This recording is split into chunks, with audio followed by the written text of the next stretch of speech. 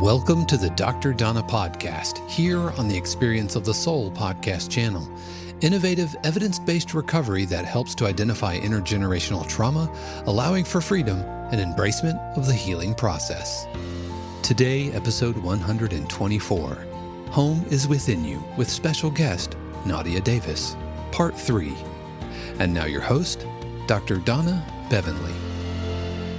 I'm Dr. Donna, and welcome to my podcast. I have with me today Nadia Davis, the author of Home is Within You. She's been talking to us about her journey and how she's come through that journey to become a real positive force for all of us who are, trudging through. And so I have her with me again today. I'm so happy about that. And like I told you, I wanted to hear more about your children, who they are, how they've come through this, what you've done differently. And, when we were chatting about it before, you were talking about, the differences and all that. And I'd like you to share that with us. I have 3 sons.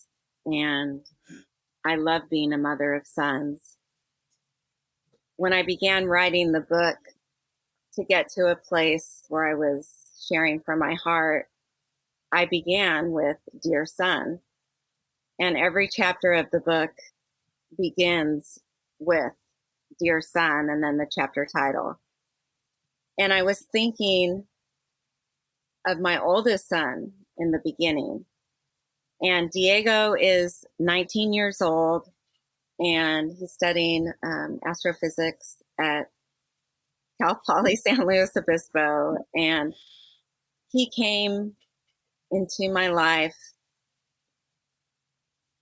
at the brink of being on the school board in Santa Ana and representing an innocent kid. And he really connected me back to my father's spirit.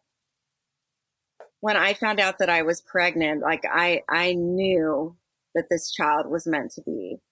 And I felt my father, this tap, tap, tap. And I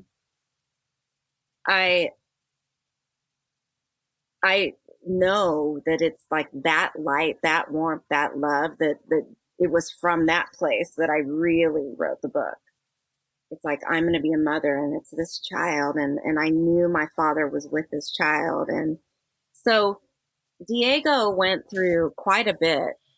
He was 12 when his little brothers were born. And prior to that, he had seen a lot of the turmoils when I lived with my ex-husband in Northern California, and mainly turmoil in the sense that he saw a mom that was working and holding it all together and keeping it all together in the public eye.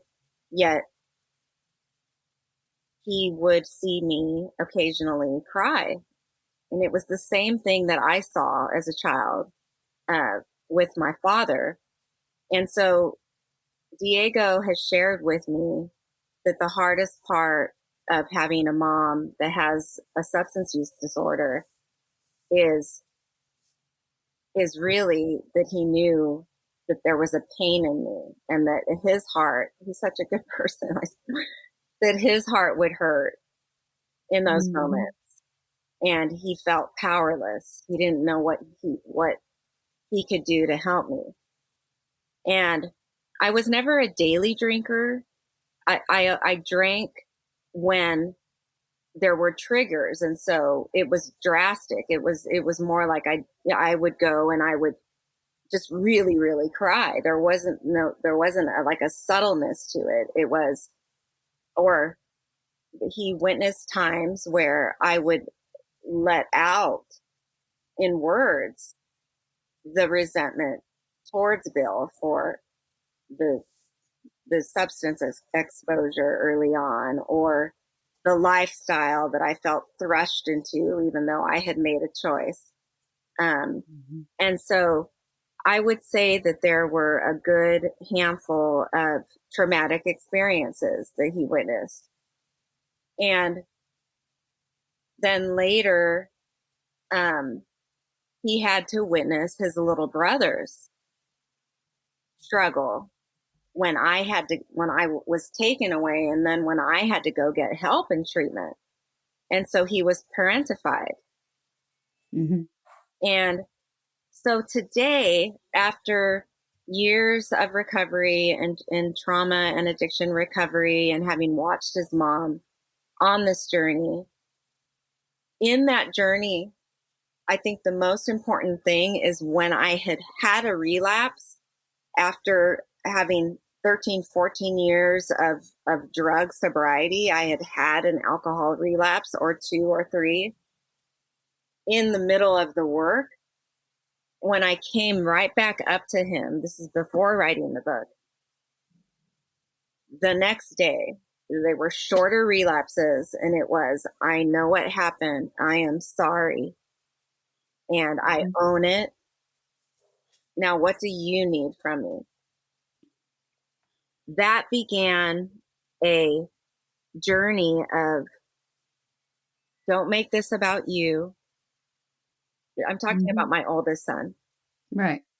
Don't seek an apology. Don't even apologize anymore. You already said it. Now it's time to do the living amends. Mm-hmm.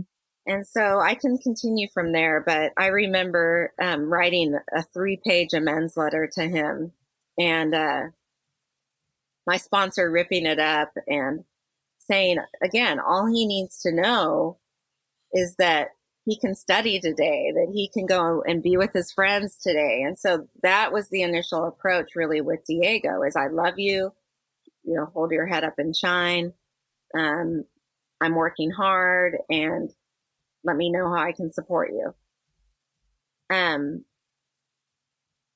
I started writing the book and had to manage a difficult schedule between 2 households with the twins. And Diego really saw my commitment, my earnestness, and I never wanted to kind of put him in a position as an older sibling about his preferences and put him in the middle of his mother and father. So we made a concerted effort to not do that. There was a time where I could see that the situation was really hurting him. And I began with repeating what I saw, acknowledging his feelings, doing what I did not get when I was younger, and just saying, I know you're carrying a lot, and I'm sorry that you're in this position, and I'm here if you want to share. And that really began a closer emotional and relationship with my oldest. And now today we have a really, really great relationship where he talks openly about how he's using the messages in the book, and now says he knows what I mean by it, meaning everything and nothing. Some people call it God, some people call it universe, creator, whatever is the source of everything that we know. There is an it. And Diego now understands that and is studying that as an astrophysicist. So good. We talk about the mathematical formulas and how this one doesn't match with this one. And but what I really think it took was owning up, was being fully honest with my own feelings, and then switching it to him, getting out of my own stuff. Yet that took a lot of my own work to get to this place, to now really be present as a mom. And he called me on Mother's Day a second time, and the twins were in the car, and to hear him say, I said, thank you so much. It was the best day of my life becoming your mom. And he said, no, Mom, it was the best day of my life that you were my mom. And, it's just, surreal, but it all makes sense. The more I am in tune with my little girl and my inner child, the more that I can really be a mother. So that's the cool part. The twins they were separated. We did have a children's court involved, which was a painful process. I do believe that the system needs to create places where both parents and their children can heal together. And that would prevent this generational trauma of separation. So the last, several years have really been addressing this core anxiety and fear of if mommy's leaving now or I'm dropping them off, and their anxiety and the latching on of is mommy going to come back, because one of them witnessed me being pulled away. They pulled him out of my arms, and it was a horrible, horrible experience. Wow. And so that was several years ago. And now, again, it was very painful for them. Initially, a lot of the anger, the justified anger that, yes, a 3-year-old can feel when they're not understanding their own fears. And the outbursts really became triggers for me of shame. And I was personalizing it. Many parents still do that into their last breath. Any struggle that a child has can be personalized, and we will get in our heads and we can't be present. I, in the beginning, would process all of that with my therapist and with Priya Jain, my spiritual teacher, and say, what is coming up here? Why is this causing me to cry when I need to be really fully there for my child? And while I would be there, and at that point I had to sometimes, a handful of times, just hold him in a safety hold so he wouldn't hit his brother or hit me or something of the sort, and just say, I love you. I'm here for you.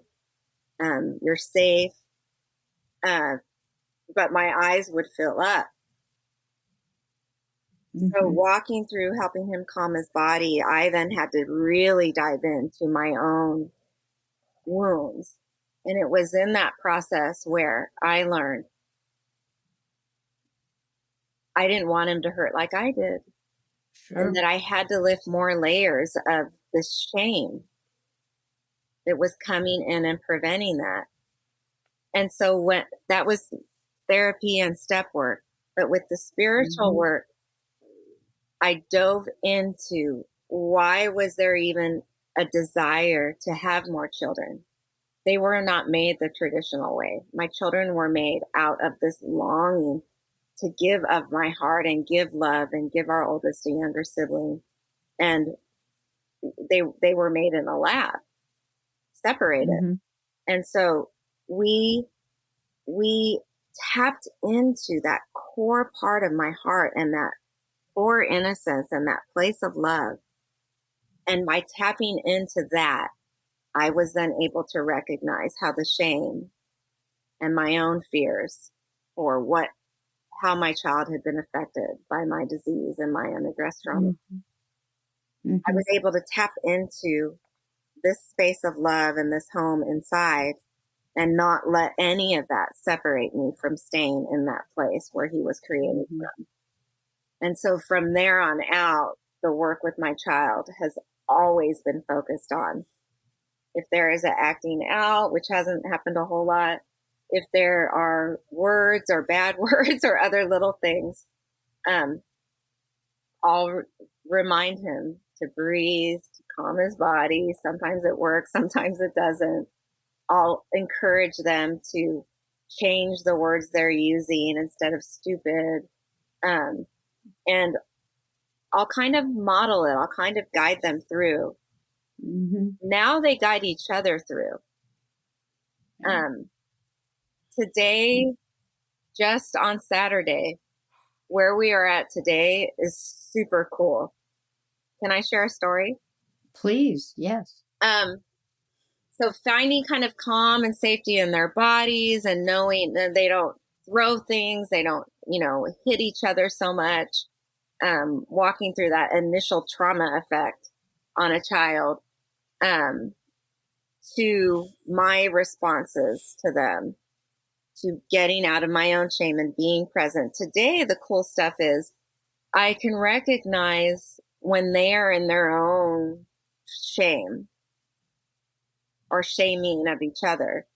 And having 2 7-year-old boys, there's constant opportunities. So one of them was playing with the toy sword and using it to move a branch on a tree where their little ball had fallen behind, and the bush had thorns on it. And so I'm, in about 10 feet away, and one of them is starting to hack it. And I walk over and they had broken it. And at the same time, the neighbor's kind of walking out. Where I live, everybody's places are pretty close together. And so my initial reaction, as it should be, is we don't destroy, we don't hit other people's bushes, and then getting the ball out myself. And when I turned around, he was kind of hidden like this and just like embraced in his own shame and in his embarrassment, because the neighbor came out and saw him, because they heard me speak to him in a reprimanding way. So as we walked back out to where we were playing basketball, I just looked at him and I realized it wasn't this literal thought, but this is what I do today. I said, I know you were embarrassed, or I think you were embarrassed. And it doesn't, it's okay to be embarrassed. What you did does not change how special you are and what you mean to us. And he's kind of like, in a split second, embarrassment was acknowledged. It cannot turn, or it hopefully will not turn into shame. Whereas if that simple feeling that was so vibrantly displayed on his face in that parenting moment in front of other people that may have looked at him in a shaming way, it was like, I see your embarrassment. And he has a different story and understanding of embarrassment. Whereas if I hadn't maybe said that, or there hadn't been an acknowledgement of how it didn't change his core worth, who knows what his mind would have done with it. So that's how I try and live the work today. And I wish that I had known when I was younger. Yeah. Well, as you know, it takes time, attention, and energy by parents. Yes. To change that. Yes. And you are changing that. Yeah. Because you only have 24 hours in a day. And once the day's over, the opportunity's gone, right? But there's this double opportunity I see. Is as I'm telling my child that, I'm also telling myself that. I'm telling my child, I see your embarrassment. It doesn't change your core worth. Right. What you did. I also was putting myself in place. I'm not going to, let whatever, a look from the neighbor or whatever, although they're very, very friendly and they were very understanding, that to allow shame in me as a mom that, oh my gosh, what are they going to think? My child was whacking this bush and what's wrong with their child? No. So it benefits us as parents when we speak to our children in an emotionally intelligent way, helping them not only put a name on their feeling, but put the feeling kind of in its place to not turn into shame. We can be also speaking to ourselves to do the same thing. And so I find it like captivating every day as a mom I'm doing the work for them and for myself. It's like fulfilling double the duty. Yes. Well, we have a few more minutes, and I would like, you to tell us, if you would, the thing, if there are one or two things that you'd like to tell people about, who are struggling with mental health and addiction issues today. The most courageous thing that anybody could do is to reach out for help. And reaching out for help requires trying just for 10 seconds, 5 seconds, to ban that shame. And the shame-based thoughts are not us. They don't change our core worth, our true infinite selves, but just sitting down, taking a deep breath and saying, I recognize you, will open a 5-second, a 10-second door to take a walk outside, to pick up the phone, to reach out for help. And if you can't get to that point, if you're right now, like right in the depths of the darkness, connect to your breath. Just take some deep breaths and connect to your breath. And that is the source of life. And in that, you will feel safe. You will feel calm. The more and more that you breathe deeply, and that is a home. That's a home within. Mm-hmm. Well, and what you were talking about before, you've made mention of before, is that you had relapses. And, it's like when somebody's relapsing and feeling and thinking like a failure, it's like, oh, I can't do that right. To be able to reach out again, that takes a lot of courage. Right. In my morning meeting, and it's fine if I talk about this, but there was a theme of no human power can get us out of taking that next drink. And I think in the darkness, we often think in black and white, and it's, oh, I need to turn to God. And that seems like the last thing that we can do. And then it seems I need to pick up the phone like I just recommended. And that seems like the last thing that we can do. And in the midst of a relapse, in that shame, what I have learned, again, the hardest thing is to try and get out of that kind of polarity of thinking and try and see those thoughts are attacking. They are attacking your connection, our connection to safety, to calm. They're not, yes, they're described as defects, but they're survival modes. And so when we are in the midst and depths of that, if we can just see, okay, this is separating me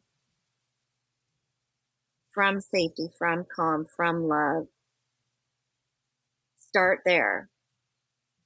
If we can start there, I do believe that we can get out. We cannot reach for that next drink.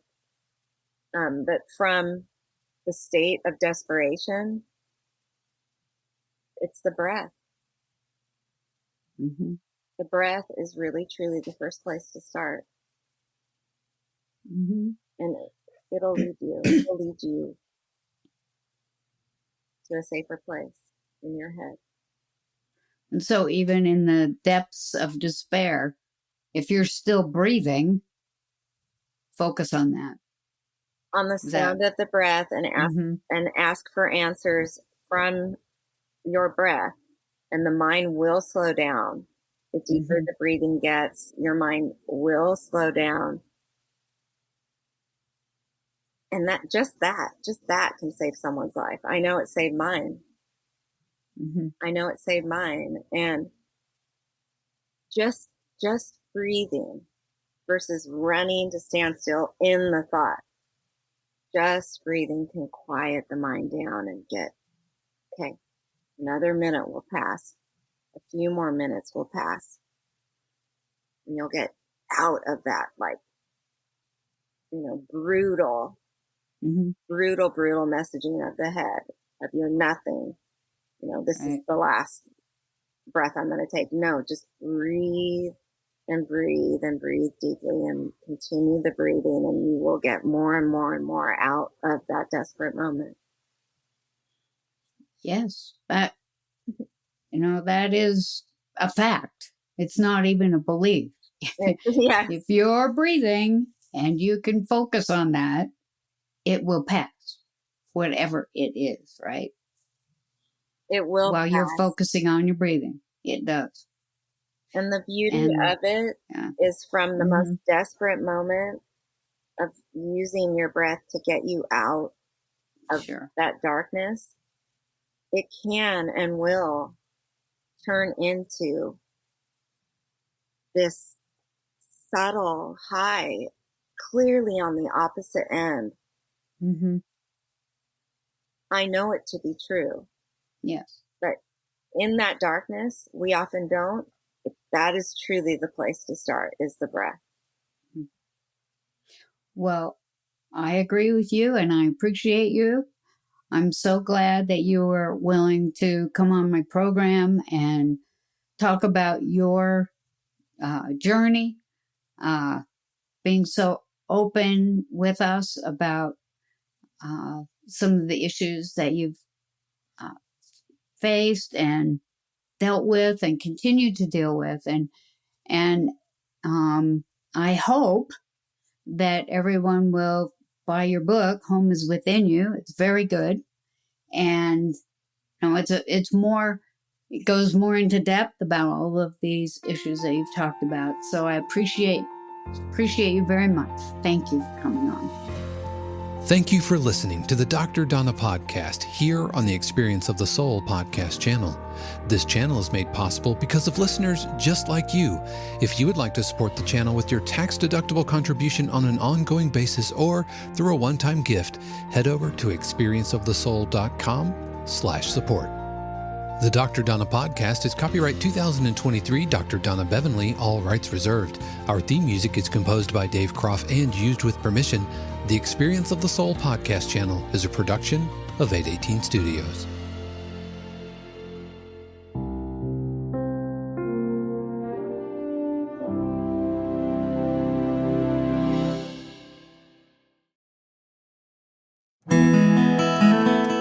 Hey friends, Sean here, your Experience of the Soul producer. I want to take a moment to tell you about something truly exciting. The Soulworks online community, created by your host, Cynthia Alice Anderson, and available on the Mighty Networks app. If you're looking for a place where you can explore your spiritual path, connect with others, and grow in a meaningful way, then this is for you. Soulworks is so much more than an online community. It's a safe, inclusive space for spiritual exploration, self-discovery, and personal transformation. Inside the community, you'll find everything from uplifting spiritual studies to soul-centered growth practices, meditations, affirmations, and so much more. It's a space where you'll always be supported and never judged. The best part, membership is free. You'll have access to powerful resources, inspiring content, and a supportive group of like-minded people who are all on their own unique spiritual journeys. And if you're ready to dive deeper, there are premium options available to enhance your experience with a live Monday night talk series and extended, deeper meditations. If you're seeking a place to connect, grow, and nurture your soul, we would love to have you join us in the Soulworks community and see where this journey can take you. Visit my.soulworkscommunity.com today.